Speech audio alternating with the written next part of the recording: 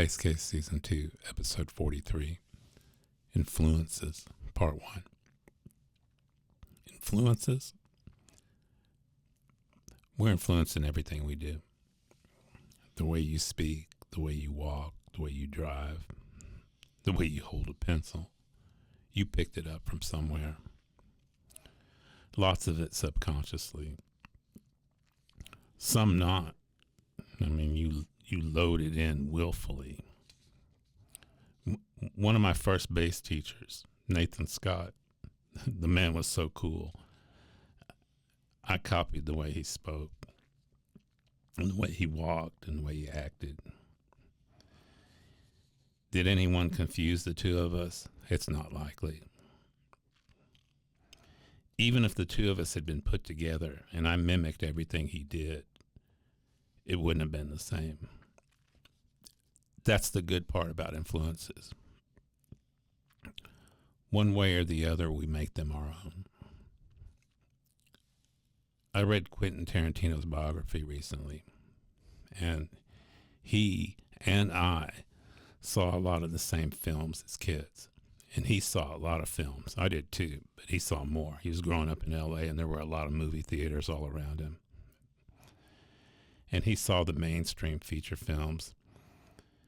And he saw the kung fu films, and they all influenced him. There's no other way. Now, what would his films that he made later been like if he hadn't watched all those movies in his life? Would they be the same films? Would he even be making movies?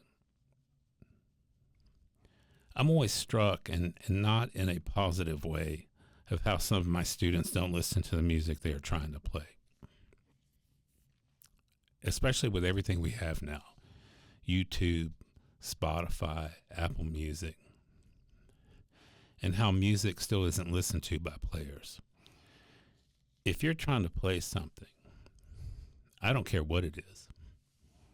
Eccles Sonata in G minor, Movement 2. There are all kinds of videos and recordings out there of bass players playing it at a very high level. The videos are good for us. I can check out technique, bowings, fingerings, shifts. The recordings I can put on continual loop and let it be absorbed. Influence me in a good way. Years ago, I transcribed and took apart Christian McBride's Walking and his solo over Alone Together. It's from an album he did with Wallace Roney called Obsession. I mean, I listened to this track. I spent hours with it. Did it influence me? How could it not? Learning does not occur in a vacuum. In a vacuum. Meaning no outside stimulation or influence. And something that always excites me, even now, is during rehearsal for one of my ensembles, I'll play the recording of the piece that we're working on. And it's amazing how just a few minutes, I'm talking about 2 or 3 minutes, I won't even play the whole recording, I'll just play the intro and the head, and how a few minutes of listening will influence the players at that moment. They'll grab feel, dynamics, and mood almost immediately. What is it like if we listen to something for aggregate hours? I recently saw a short on YouTube of John Patitucci. He was talking about influences. He said you must have several. He said you'll glean from all of them. But if you don't have any, you must start with one. And obviously it's got to be one you like. If you are just now embarking on this journey of having a strong influence on your bass playing, start small. Start with one. Start with one track. Make sure it's something you like. When I first started playing jazz, I wasn't listening to a lot of jazz recordings. I was still being immersed into it and playing charts. And I was in an ensemble and we were playing So What. I've done that bass line on a previous episode. And the pianist I was playing with at the time, he said that you need to listen to the recording.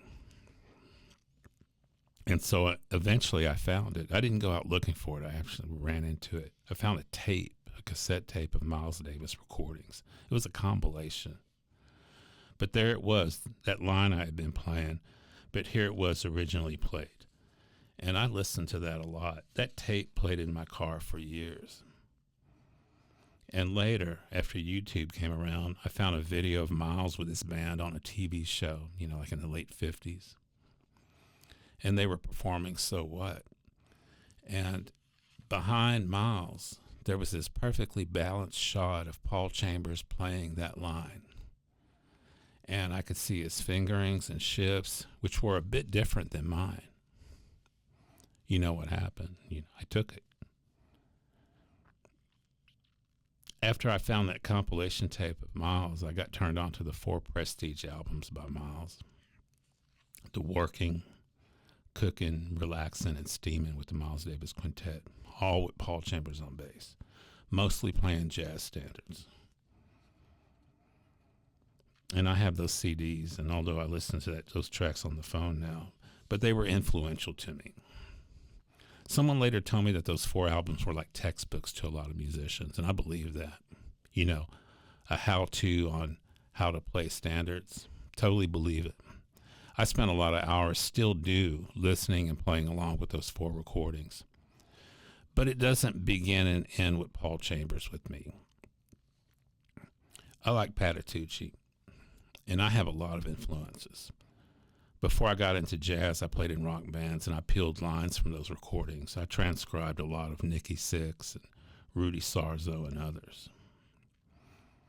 But after I started to study jazz, I listened and transcribed Ron Carter and Christian McBride. Sam Jones, he taught me how to play Autumn Leaves via the Cannonball Adderley record. Did I ever meet these guys? No. But I need them. Jaco Pastorius. I do Donna Lee as part of my solo set. When I do it, does it sound like Jaco? Not so much. But I play it, and his recording influenced me. And the same with his Portrait of Tracy. I don't have his technique. I don't have his sound, but I work around that, and sometimes, and I get it done. I like that. I find my own way to do it. And thus, it's me playing it. I'm not a clone. Bottom line, though, you must be listening to other people to do this. Right now, over the summer, I've pulled up several Christian McBride videos. These are the ones you can find on YouTube where he's talking and playing. I love the way he sounds. I want to sound like that or close to that nice, rich, full sound. Or I want to sound like me with that kind of sound. So I'm listening, I'm absorbing, I'm finding a way, I'm transcribing. If you have questions, email me at phil@basscase.co. I'll talk to you soon.